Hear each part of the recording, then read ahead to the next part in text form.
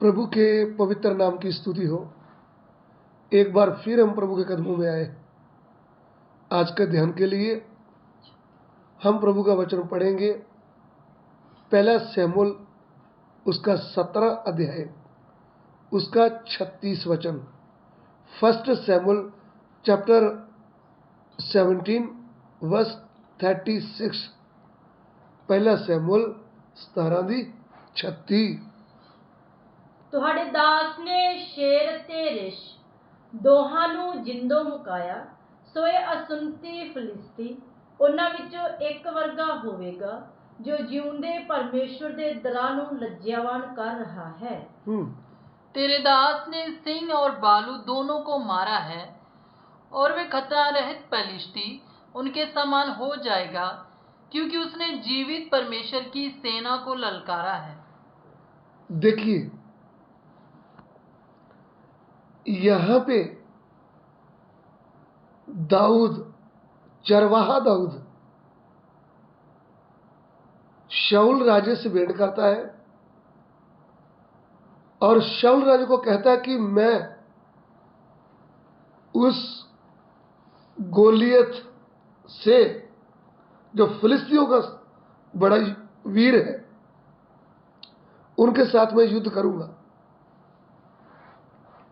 तो शाऊल कहता है, दाऊद तू तो लड़का ही है, वो तो बचपन से ही एक बड़ा वीर है, योद्धा। तब दाऊद क्या बोलता है, जब मैं अपने पिता की भेड़ बकरियां चरा रहा था, तब एक शेर आया और उसने मेमने को, लेले को चुराने की कोशिश की। मैंने उसका सामना किया और उसको जान से मार डाला। फिर भालू आया, फिर मैंने उसको भी जान से मार डाला। जिस परमेश्वर ने मुझे शेर और भालू से छुड़ाया, वही परमेश्वर मुझे इस अनसुनती फिलिस्ती से भी छुड़ाएगा, या फिर खतना रहित फिलिस्ती से भी छुड़ाएगा। ये एक बार फिर वचन पढ़ना चाहूंगा हिंदी में। तेरे दास ने सिंह और भालू दोनों को मारा है। तेरे दास ने सिंह और भालू दोनों को मारा है, और वे खतना रहित फिलिस्ती उनके समान हो जाएगा। वे खतना रहित फिलिस्ती उनके समान हो जाएगा, क्योंकि उसने जीवित परमेश्वर की सेना को ललकारा है। क्योंकि उसने जीवित परमेश्वर की सेना को ललकारा है। तो मेरे प्रिय भाइयों बहनों, इधर में मैं आपको क्या बताना चाहता हूं कि दाऊद जो लड़का था, वो बड़ा विश्वास के साथ एक बड़ी बात बोलता है कि इसने जीवते परमेश्वर की सेना को ललकारा है। बाकी जितने हैं वो तो मर गए, वो तो मरों का नाम लेकर के तारीफ करते हैं ना। लेकिन दाऊद इस बात के ऊपर बहुत बड़ा गर्व करता है कि जीवता परमेश्वर, यानी उस कहता है कि हमारा परमेश्वर जीवता परमेश्वर है। और ये जो जीवता परमेश्वर है, ये अब्राहम का परमेश्वर है, इसहाक का परमेश्वर है, याकूब का परमेश्वर है, और दाऊद का भी परमेश्वर है। तो दाऊद उस वीर फिलिस्ती को ये जानवरों के समान क्यों बोल रहा है? क्योंकि वो एक शब्द बोलता है, खतना रहित। तो खतना रहित जो थे, वो थे अन्य जाति, वो परमेश्वर की चुनी कौम नहीं थी। लेकिन जो अब्राहम की संतान थी, वो परमेश्वर की चुनी कौम थी। और परमेश्वर अब्राहम के साथ एक वाचा बांधी थी। वो क्या वाचा थी? उत्पत्ति की पुस्तक उसका 17 अध्याय उसका 7 वचन पढ़िएगा। जेनेसिस चैप्टर 17 वर्स 7, उत्पत्ति 17:7। ਅਤੇ ਮੈਂ ਆਪਣਾ ਨੇਮ ਆਪਣੇ ਅਰ ਤੇਰੀ ਅੰਸ਼ ਦੇ ਵਿੱਚ ਜੋ ਤੇਰੇ ਪਿੱਛੋਂ ਆਵੇਗੀ ਉਹਨਾਂ ਦੀਆਂ ਪੀੜ੍ਹੀਆਂ ਤੀਕ ਇੱਕ ਅਨੰਤ ਨੇਮ ਕਰਕੇ ਬੰਨਾਂਗਾ ਕਿ ਮੈਂ ਤੇਰੇ ਅਰ ਤੇਰੇ ਪਿੱਛੋਂ ਤੇਰੀ ਅੰਸ਼ ਦਾ ਪਰਮੇਸ਼ਰ ਹੋਵਾਂਗਾ।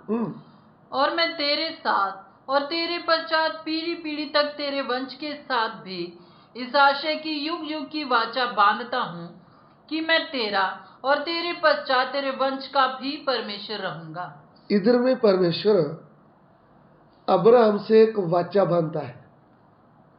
वो कहता है, अब्राहम मैं तेरा ही परमेश्वर नहीं, तेरी संतान का भी परमेश्वर ठहरूंगा। जैसे मैं तेरी रक्षा की, जैसे मैं तेरे साथ रहा, वैसा तेरी संतान के साथ भी रहूंगा। मैं आपसे पक्का वायदा करता हूं, वाचा बांधता हूं। और सुन, तू भी मेरे साथ एक वाचा बांध। परमेश्वर अब्राहम के साथ दोस्त की तरह बातें कर रहा है। तू भी मेरे साथ वाचा बांध। वो वाचा क्या है? 10 वचन पढ़िएगा, उत्पत्ति 17:10।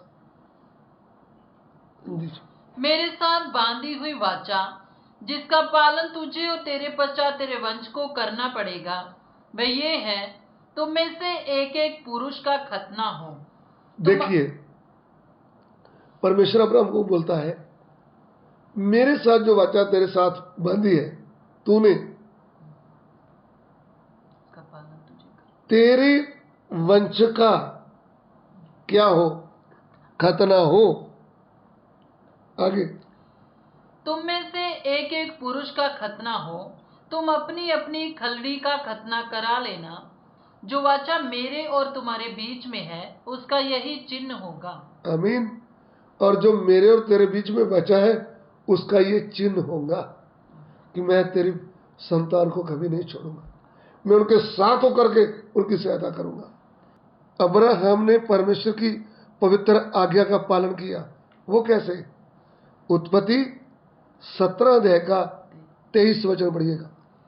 तब अब्राहम ने अपने पुत्र इश्माइल को लिया और उसके घर में जितने उत्पन्न हुए थे और जितने उसके रुपए से मोल लिए गए थे, अर्थात उसके घर में जितने पुरुष थे, उन सबों को लेके उसी दिन परमेश्वर के वचन के अनुसार उनकी खलड़ी का खतना किया। देखिए, परमेश्वर अब्राहम से वाचा बांधा। अब्राहम ने परमेश्वर की पवित्र आज्ञा का पालन किया, अपने घर के लोगों को लेकर और खुद को भी और अपने बेटे इस्माइल को भी लेकर के उसी दिन उनका खतना हुआ। आगे बढ़ेंगे, इसके आगे उत्पत्ति 17:24-25। जब अब्राहम की खलड़ी का खतना हुआ, जब अब्राहम की खलड़ी का खतना हुआ तब वह 99 वर्ष का था। हाँ, और जब उसके पुत्र इश्माइल की खलड़ी का खतना हुआ तब वह 13 वर्ष का था। देखिए, अब्राहम 99 वर्ष का था और इस्माइल 13 वर्ष का था जब उनका खतना हुआ। सो परमेश्वर की पवित्र आज्ञा का उन्होंने क्या किया? पालन। फिर ये जो खतना है वो शरीर का, खलड़ी का मांस काट करके उसको बोलते हैं खतना। तो अब्राहम के घर में जितने भी उत्पन्न होंगे उनका परमेश्वर के साथ वायदा क्या है कि उनका खतना होना जरूरी है, तभी वो अब्राहम की संतान कहलाएंगे। इसलिए मूसा का भी खतना हुआ था, लेकिन मूसा ने अपनी पत्नी सिप्पोरा को ये बात नहीं बताया था। इसलिए जब मूसा मिस्र को युद्ध के लिए जा रहा था तो परमेश्वर ने मूसा को मारना चाहा, तो उनके साथ सिप्पोरा भी थी और उनके बच्चे भी थे। तब सिप्पोरा ने क्या कर दिया? अपने बेटे की खलड़ी काट करके फेंक दिया, क्योंकि वो गुस्से में आ गई कि मूसा ने को ये बात नहीं बताया था। तो जो अब्राहम की संतान है उनका खतना होना प्रभु की ओर से एक वाचा बांधा गया था अब्राहम के साथ। इसलिए अब्राहम की जो संतान है वो खतना वाली है, जिनका खतना हुआ है। तो जो खतना रहित लोग हैं उनको बोलते हैं अन्य जाति। इफ्सियों की पत्री उसका 2 अध्याय उसका 11 वचन उनके साथ मिला है। इफ्सियों 2 का 11। इस कारण स्मरण करो कि तुम जो शारीरिक रीति से अन्य जाति हो, इसलिए स्मरण करो कि तुम जो शारीरिक रीति से अन्य जाति थे, और जो लोग शरीर में हाथ के किए हुए खतने से खतना वाले कहलाते हैं, जो लोग शरीर के द्वारा खतना किए हुए लोग खतने वाले कहते हैं, वे तुमको खतना रहित कहते हैं। वह तुमको खतना रहित कहते हैं। इसलिए दाऊद बड़ी बात बोलता है कि ये खतना रहित फिलिस्ती किसके जैसा हो जाएगा? उस जानवर के जैसा जिसको मैंने जान से मार डाला। तो दाऊद ने उसको मार भी गिराया। दाऊद क्या बोल रहा है? जीवित परमेश्वर को क्या कर रहा है? ये ललकार रहा है, ये खतना रहित फिलिस्ती। तो अभी आपको पता चला खतना रहित और खतने वाला। खतने वाला अब्राहम की संतान और खतना रहित अन्य जाति, जिसकी प्रभु के आगे कोई कीमत नहीं, जिसको इस्राएली लोग प्रभु की चुनी हुई कौम क्या जानती थी, ऐसे चंगू बगू जानते थे। तो परमेश्वर जो आज्ञा दिया, प्रभु की आज्ञा का पालन करने वाला है अब्राहम। और आगे भी उन्होंने बोला जो तेरी संतान होगी, तेरे घर में जन्म लेने वाले सबका क्या होगा? खतना। शरीर का खलड़ी, शरीर का मांस काट के नीचे फेंकना, उसको बोलते हैं खतना। चलिए प्रार्थना करेंगे। अभी जो हम लोग हैं, हमारा खतना हृदय का खतना हो गया है। हमारा मन चेंज कर दिया है प्रभु ने, हमें पवित्र आत्मा का अभिषेक मिल गया है। हम नए नेम के लोग हैं। ना तो खतना कुछ है, ना खतने वाला कुछ है, लेकिन हम जो आत्मा और सच्चाई से पिता की आराधना करते हैं, असली खतने वाले हम हैं। प्रभु आपको आशीष दे। प्रभु दिए हुए वचन के लिए तेरा धन्यवाद। पिता हमारी विनती को ग्रहण करे, यीशु मसीह के पवित्र नाम से मांगते, आमीन।